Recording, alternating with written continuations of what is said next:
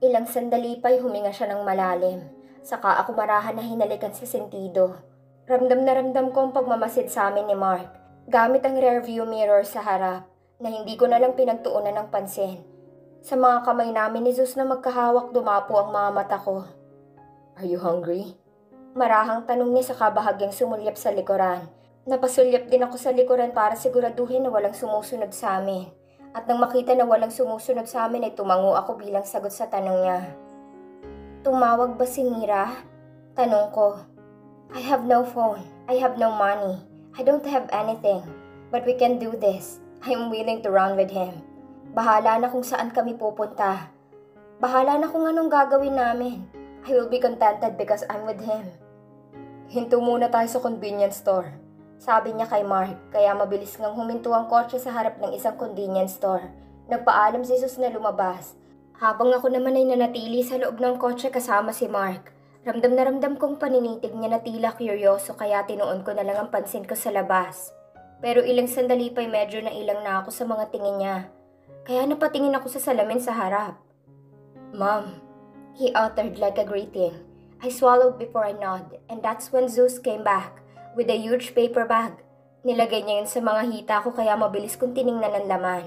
Different kind of foods, burgers, drinks, and anything. Zeus, hindi mo dadalhin tong kotse? Mark suddenly asked when I started eating. Oo, baka hindi rin ako makatawag parati. We'll see. Zeus said while staring at me as I eat the foods he brought.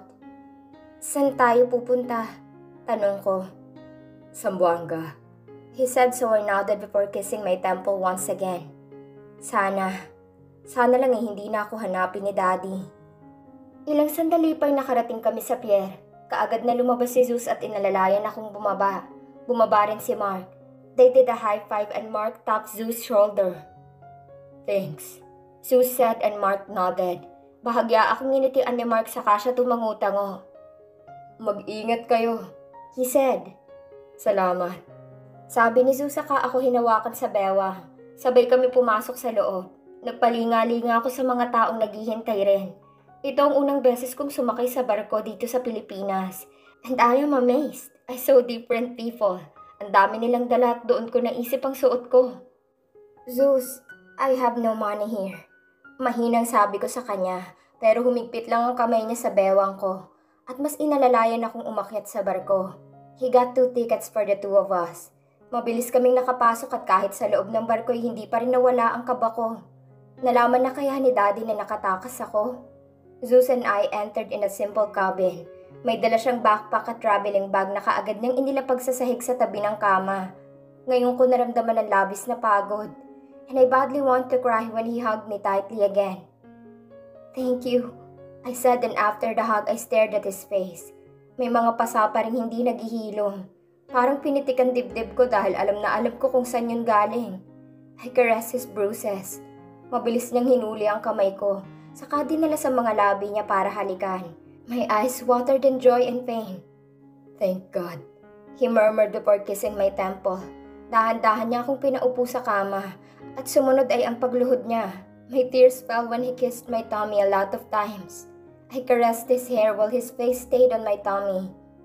Wala akong pakialam. Kung paulit-ulit akong ipabugbog ng daddy mo, I don't care. Babawiin at babawiin kita. He said and pain is evident in his voice. After a while, he sat beside me. Dahan-dahan niya akong hinalikan sa mga labi. At kasabay nito ay ang pagpunas niya sa mga luha ko. Mahigpit akong humawak sa braso niya. I used to be independent. Pero ngayon gusto kong dumepende sa kanya. I want him beside me all the time.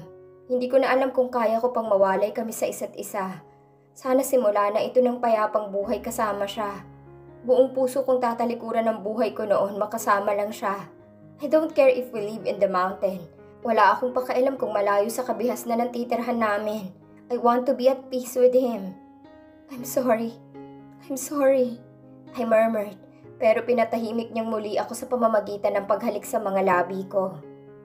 I'll do everything to have you, he whispered and I swallowed really hard. Parang may malaking bato na nakaharang sa lalamunan ko. My heart hurt so much while thinking about everything. At exactly 5 in the morning, the ship sailed.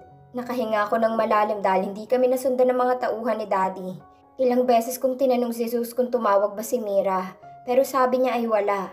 At siguradong hindi yun tatawag dahil baka mas naging mahigpit si Daddy kung nalaman na nitong nakatakas ako. I hope she's okay. And I remember that Mom helped us to escape. Ano na kaya nangyayari sa bahay? Nakatulog ako ng mahimbing sa bisig ni Zeus. I used his clothes because I don't have mine. Nang magising ako kalaunan ay mas dumoble ang kagustuhan kong sumuka dahil na rin sa hilo sa barko. At thank God our cabin has its own bathroom. Hey, Zeus sweetly murmured while I'm pouring everything off. Nandidilim ang paningin ko, pero nang matapos akong sumukay, inalalayan niya rin akong tumayo. Kaya pinahinga ko ang noo ko sa balikat niya. Mas naging mahigpit ang pagkakahawak niya sa akin. I thought it was nothing but when I looked into his eyes, I saw a raging anger. Umiigting rin ang panga niya. When your dad caged you. Fuck. Mariin na sambit niya. Saka ako binuhat pabalik sa kama. Patuloy pa rin ang mga pag-igting ng panga niya. Kaya tahimik ko siyang tinitigan. Are you okay now? Tanong niya. Sa pagkakataong to'y naging marahan at maingat ang mga mata niya. Mahinang tango lang ang sinagot ko. And after that he hugged me again. We hug each other like we are still longing for this hug even when we are together right now. 2 gabi at 2 araw ang tinagal bago kami makadaong. Nang makadaong sa pier ay kabado akong nagpalinga-linga dahil baka sakaling napasundan na kami ni Daddy. Hindi pa rin tumatawag si Mira. Sabi ni Sus mas mabuti lang yon. He even changed his SIM card when we got off from the ship. I understand that it's for our safety, but I can't help but to be nervous. Gusto kong makibalita sa nangyari. Kung ano na ba ang ginagawa ni Daddy. Kung pinapahanap na ba niya ako o hindi. Magkahawak kamay kami nag-aabang sa pampasaherong jeep. Sabi niya'y malayo-layo pa dito sa pier ang pupuntahan namin. Hindi ko na alam ang itsura ko ngayon. Zeus looks hot in his khaki short, plain white t-shirt and sneakers. Well, I probably look like a mess on his big t-shirt and sweatshirts right now. Sinuotan ako ni Zeus ng sombrero nang makasakay kami sa jeep. I was amazed and afraid at the same time. It's my first time. Sir, babayaran ko na lang ang espasyo sa tabi namin para hindi masyadong masikip. Zeus uttered when the driver forced us to be like sardines. Napatingin sa akin ang driver, kaya inis ko siyang kinunutan ng noo. Hindi ako nagsalita dahil wala akong pera. If I have money, I probably paid everything. Dad got my things. Damn. Nang umalis ang jeep ay sinikop ni Zeus ang buhok ko para hindi liparin ang hangin, habang ako naman ay nagmamasid sa paligid. Nakapunta na ako sa ibang probinsya dito sa Pilipinas dahil sa business, pero wala lang yun sa akin. But I do appreciate the beauty of the province right now. The mountains are so peaceful. The wind is so fresh. Ang ganda ng sikat ng araw. I wonder if people living here have the same problem as mine. Ilang oras ang biyahe namin sa jeep at pagkababa namin ay sumakay kami ng tricycle. Todo ang kabog ng dibdib ko sa mga bagong bagay na nararanasan ko ngayon. Hindi ko alam ang gagawin. Come on. Zeus sweetly said, at kita ko ang bahagya niyang pagkagat sa ibabang labi niya. Para itago ang ngiti nang makita ang itsura ko na nagtataka at walang alam. Hinawakan niya ang ulo ko saka ako pinapasok sa loob ng tricycle. Saan tayo pupunta?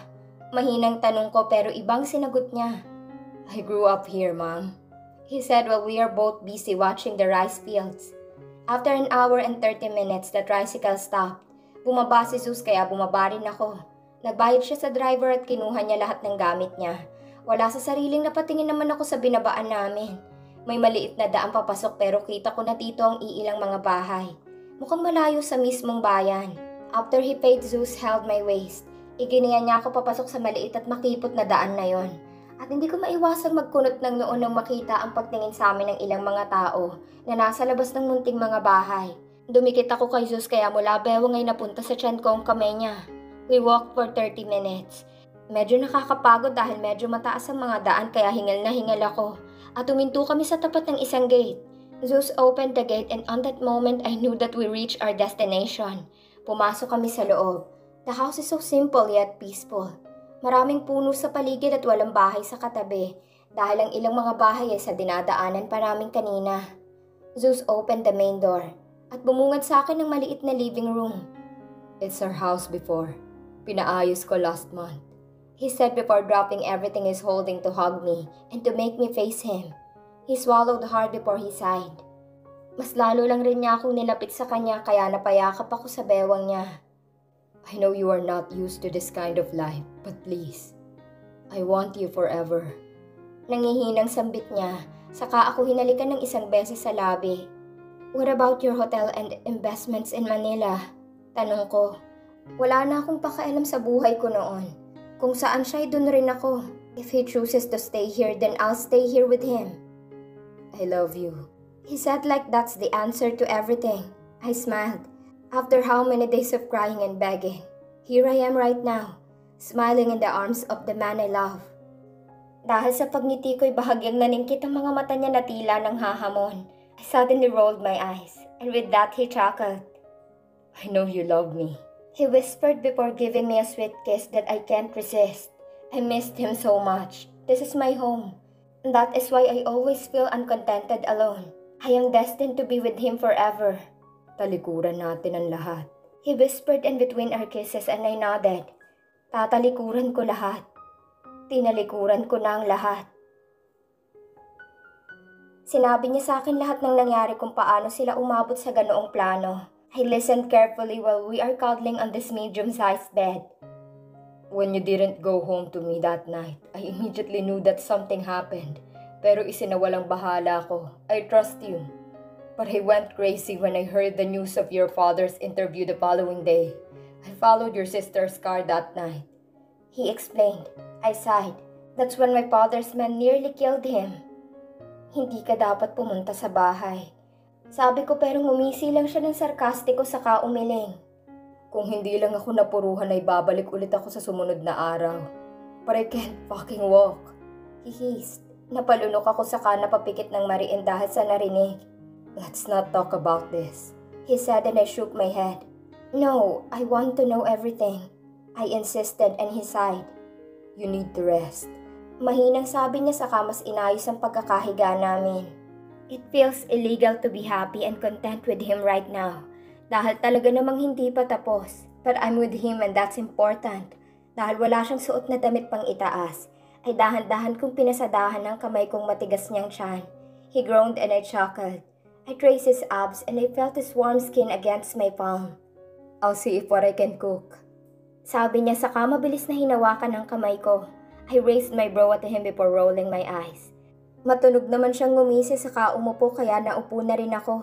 I seriously need clothes. I said before glancing at the shirt that I'm wearing. Alam ko may bangko naman dito sa bayan nila. I can have access to my savings and bank accounts. But that might track us. I don't want to be reckless. Bukas. Sabi niya saka tuluyang tumayo kaya sinundan ko siya ng tingin. Nilingon niya ako. Hindi ko alam kung anong mukha ko ngayon pero napabuntong hininga siya saka muling bumalik sa pagkakaupo sa tabi ko. Maybe it's my lone eyes. What do you want to eat? Malambing niyang tanong na inilingan ko lang. He sighed. Then what do you want? Tanong niya ulit na inilingan ko lang rin. He shook his head before lying next to me again. Pinaunan niya ako sa dibdib niya saka niyakap ng mahigpit. The comfort of his warm body is irreplaceable. Sleep. Marahang bulong niya kaya dahan-dahan kong pinikit ang mga mata ko. Ilang sandali pa'y naramdaman kong isa niyang kamay na pumasok sa damit na suot ko para hawakan ang tiyan ko. Nalalasing akong nagmulat ng mga mata dahil sa kiliting hatid ng mararahan niyang paghaplos doon. Nakita niya ang naging reaksyon ko kaya tinigil niya ang ginagawa. I missed you a lot. He whispered and then I closed my eyes again. Unti-unti akong dinalaw ng antok at tuluyan ang nakatulog sa ganoong posisyon. Nang magising ako'y kaagad kong nilingon ang katabi ko. Zeus not here. Bigla akong nakaramdam ng kaba kaya dali-dali akong bumangon mula sa kama at dali-daling lumabas sa kwarto. This house is not that huge so I can literally see the living room and the kitchen from here. But Zeus not around. I panicked. Pero nakahinga ako ng maluwag na bumukas ang pinto at pumasok siya. Where have you been? Mabilis na tanong ko kaya kaagad siyang lumapit sa akin. He immediately captured my waist as I sniffed his scent. Sa labas, he answered before kissing my forehead. Ilang sandali pa hinila niya ako patungo sa maliit na dining table. May naglako ng isda kanina. I bought some. Kumain ka na.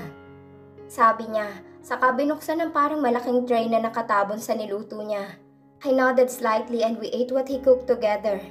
This house is not that huge like my penthouse or my parents' mansion. Pero kumpleto na. It It has a small refrigerator, electric fan, and some useful things. We let ourselves rest that day, and the next day he decided to buy some groceries and my clothes. Sumama ako. Ayokong maiwan. And I can't really believe the reality that we are considering commuting here using tricycles. Nang makarating sa parang palengke at bumili kami ng mga pagkain, Zeus let me wear his cap. And I want so much to roll my eyes because the people keep on staring at us. I mean, they are staring so much. Kilala ba nila kami? Ilang sandali pa'y pumunta kami sa damit na binebenta. Kumapit ako ng mahigpit sa braso ni Zeus at narinig kong mahina niyang pagtawa dahil sa reaksyon ko. Sorry, but you have no choice, Mom. We can't find original Gucci here. He teased. Napangiwi ako. I promised to be content with him. Sabi ko kahit saan kami mapunta. It's fine. This is all fine. The fabric is soft and it feels fresh, so I can consider wearing this. Binili niya ako ng mga damit at hindi rin kami nagtagal dahil mainit. Umuwi kami sakay ng tricycle. At nang makarating sa bahay niya, mabilisan siyang nagluto. At habang nagluluto siya, tumingin-tingin ako sa labas. I am amazed how the trees dance because of the strong and fresh air. Hindi mainit ang pwesto ng bahay dahil napapalibutan ng mga puno. And my eyes widened when I saw the mango tree full of fruits. Bigla akong nag-crave, kaya bumalik ako sa loob para tawagin si Zeus. He stopped but I pulled him outside. I want them, I said before pointing at the mangoes. It's you or the baby? He asked, so I slightly chuckled and pouted after a while. Both of us, I said before pushing him to get some. Kumuha nga siya ng mangga. And it's not the mango that I expected, but it looks good. It's Indian mango, he said, so I nodded. Binalatan niya iyon at hiniwa para sa akin. At noong una kong matikman ay napangiwi ako sa asim. Pero sa tuloy-tuloy ko na pagkain ay nagustuhan ko. I can't get enough of it. Maglilihi ka dito, sabi niya na hindi ko na pinansin. After that, I satisfied myself through eating those Indian mangoes. Pero hindi niya na ako hinayaang kumain ng marami. Kaya pinigilan ko rin ang sarili ko. We also ate the foods he cooked. And after that, we just talked some random things. Nang bandang hapon ay inaya niya akong maglakad-lakad. Napunta kami sa dalampasigan na hindi ko inaakala na malapit lang sa bahay. 15 minutes walk from the house. And I can already see the dangerous waves I never really liked since my brother died because of it. Napatulala ako sa dagat. Takot ako sa dagat. Wala sa sariling sambit ko at sa gilid ng mga mata ko'y napatingin siya sa akin. I smiled sadly. We were so young that time. My brother and I played and decided to swim without our parents. Mahinang bulong ko na alam kong rinig na rinig niya. I sighed when my eyes watered. Until now, I can still remember it clearly. That heartbreaking scene. I was so young, I never knew that it can possibly happen. I was just enjoying the waves. Pero paglingon ko, wala na si Kuya. The waves took him. And after that, I lost my parents. I lost them. They blamed me. Nanginginig na sabi ko, kaya hinawakan niya ako ng mahigpit sa bewang. I bit my trembling lower lip as I took a deep breath. Mom and Dad blamed me for killing the future of the company. I went to London to study. I swallowed everything. Tiniis ko dahil baka nga ako naman talagang may kasalanan. That's why I never liked the sea again. I never dared to go near. I said while staring at the strong waves. I suddenly pictured my young self running on the beach. But I shook my head because I will never enjoy the beach again. It's not your fault, he whispered. At doon tumulong ilang butil ng luha mula sa mga mata ko na mabilis niyang pinunasan. Doon nagsimula ang lahat. Nanginginig na sambit ko, but he comforted me through his hugs and kisses on my forehead. Mahigpit akong humawak sa braso niya para mas lalong makakuha ng lakas. Let's go home, he whispered and I nodded. Hindi na kami nagtagal doon at nagsimula na muling maglakad pabalik. Wala siyang sinabi kahit na ano, at wala rin akong sinabi. Pero nang makapasok kami sa bahay ay hinarap niya ako at sinapo niyang magkabilang pisngi ko. He smiled slightly. I'm happy that you are now opening yourself to me. Always remember that I am here. You have me, he said. At dahil sa mga salitang yon, ay muling tumulo ang mga luha ko. I stared at him lovingly. You have us, he said before kissing my lips softly. I gently nodded before encircling my arms around his neck as I responded to his kisses. I have him now. Gusto kong dumepende sa kanya. I want you to share everything to me. I am here. Hindi mo kailangang sarilinin ang lahat. He whispered between our sweet and soft kisses. He held my waist even more, and he pulled me closer to him like he's not content with our distance. At ilang sandali pa'y bumaba ang mga labi niya mula sa labi ko, patungo sa leeg ko. I bit my lower lip to suppress my moans. It tickles me but I didn't stop him since I want his kisses so much.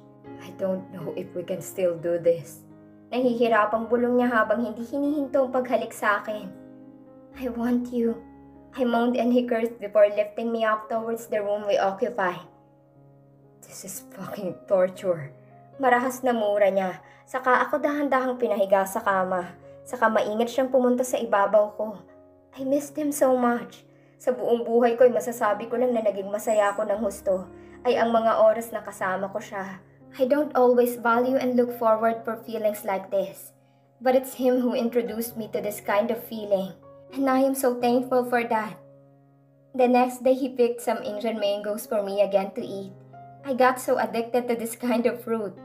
And he also let me taste bagoong, which he said is the perfect partner of the Indian mango. So I tried it and I also liked it. Hindi ko na tinigilan. The satisfaction that I felt every time I ate a lot of Indian mango was superb. That's enough. Sabi niya nang makita na hindi ko pa rin tinitigilan ng pagkain. Nakaupo kami sa isang kawayan ng upuan ngayon sa baba ng puno ng Indian mango na marami pa ring bunga. The wind is blowing my hair, but I don't care because I continue eating my new favorite fruit. Nasa harap ko siya at nakatingin sa akin habang kumakain ako. He's peeling the fruit for me, but he stopped because he wants me to stop eating. Don't be so paranoid, it's just a fruit. I hissed because I want more, and I don't know how to peel using the knife. Mamaya ulit. Sabi niya kaya inirapan ko. Tinawanan lang niya ako sa kamarahan niyang tinapik ang hita niya para paupuin ako doon. I shook my head in annoyance, so he chuckled more before doing his thing. Marahan niya akong hinilat binuhat para paupuin sa mga hita niya. You smell so good, he said before kissing my nape a little. Dahan-dahan naman akong sumandal sa katawan niya, saka hinayaan siya sa ginagawa. Gusto kong makibalita sa nangyari sa Manila. Hindi tayo pwedeng makampante. Mahinang sabi ko. Dad's planning something. Gusto ko sana nahayaan na niya ako. Pero alam ko na hindi lang ganoon yon. Muling bumalik ang kaba sa puso ko.